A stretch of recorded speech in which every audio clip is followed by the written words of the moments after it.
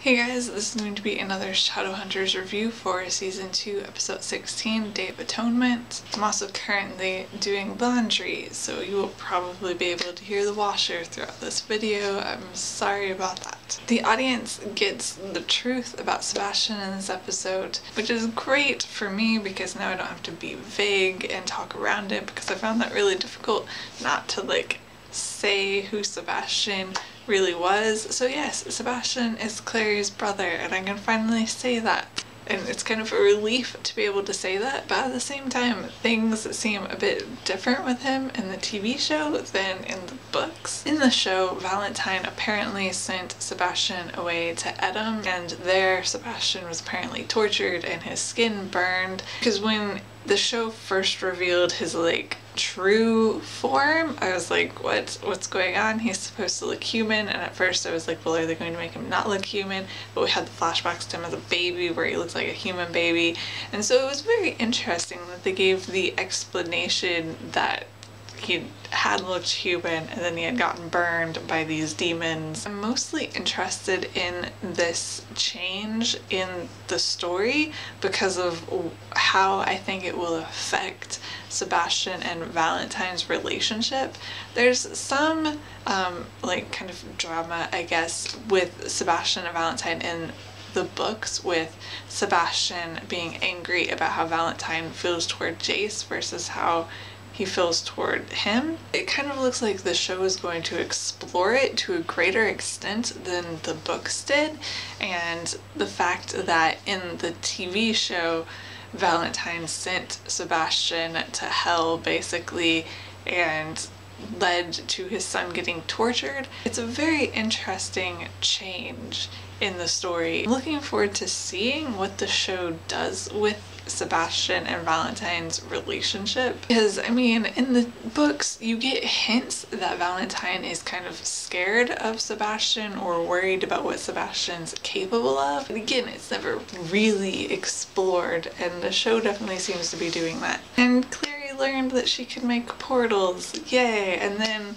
immediately landed in Lake Lynn. As someone who had read the books and knew the truth about Lake Lynn, as soon as Clary and Jace were in Lake Lynn, I was like, oh great, something terrible is going to happen, because I was pretty sure they were both going to survive the experience, but it was clear that there was going to be some drama surrounding that. I'm a bit confused as to how Jace lost Clary so quickly. Clary was hallucinating, so I can give her the benefit of the doubt for losing track of Jace. But if Jace was fine and not hallucinating and Clary was right there, how did they suddenly lose each other? I can't figure out if it might have been Ethuriel's fault because he wanted to talk to Clary alone. That's the only thing that makes sense to me, is I don't really get how Jace, a Shadowhunter with all of his superior skills and everything, was able to lose Clary that easily. The fact that Clary saw Ethuriel while hallucinating is also interesting, because it does add this layer of, well, did she actually see Ethuriel or did she imagine it? Because she's not exactly a reliable narrator at that point in time, but at the same time it seems to be true, because we know that Jace is alive and we know that other Jonathan is alive, so as an audience we know that both people Ethuriel could have been referring to are alive, even if Clary doesn't know that. I'm not really sure why she needed to see Ethuriel while hallucinating, when for the audience it doesn't really add any ambiguity because we know that they're alive. Robert tells Alec in this episode that the Clave never had the soul sword, and even though as the audience we knew that because we saw Sebastian take it at the end of season 2A, still the fact as soon as Alec knew, and the whole you can't tell Magnus thing, I was very worried from that point on. I was just like, oh god, this is going to be terrible. I actually hadn't considered the fact that the soul sword might destroy Sebastian too until Sebastian said it. We saw him take the sword in 2A. I was worried about it and what he would do with it. I never considered that he wouldn't want to use it because it would also destroy him. It just didn't even occur to me that he would be included with the Downworlders and destroyed if the sword was activated. Valentine uses the sword in the future knowing that it could very well kill his own son. It adds an even worse layer to Valentine, as if we needed that. Maya and Simon's relationship in this episode is so wonderful. I love them so much. I love them in the books too, but I do think I love them in the show even more.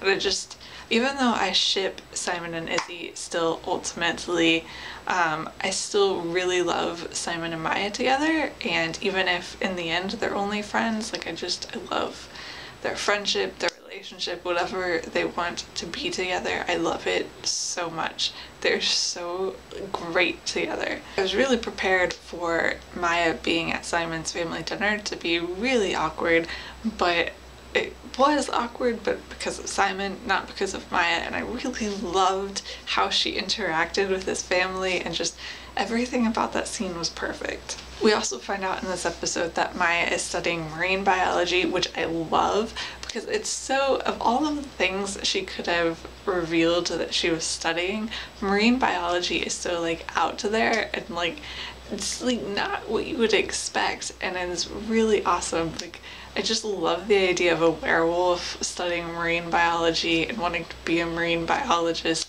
even though they turn into a wolf, which is very much not a marine creature, and it's so great. It's such a great new aspect to Maya's character. Sadly, neither Magnus nor Luke are in this episode, which I did notice. There was a point, maybe like 15 minutes in, 10-15 minutes into the episode, where I was like, wait, we haven't seen Magnus or Luke yet. Are they not going to show up? And so it was very much like a noticeable thing for me, and it did, like, I was thinking about it as I was watching. I'm really kind of sad about it. It was a great episode other than them not being in it, but I think that is all that I have to say about this episode, so I will see you guys later. Bye.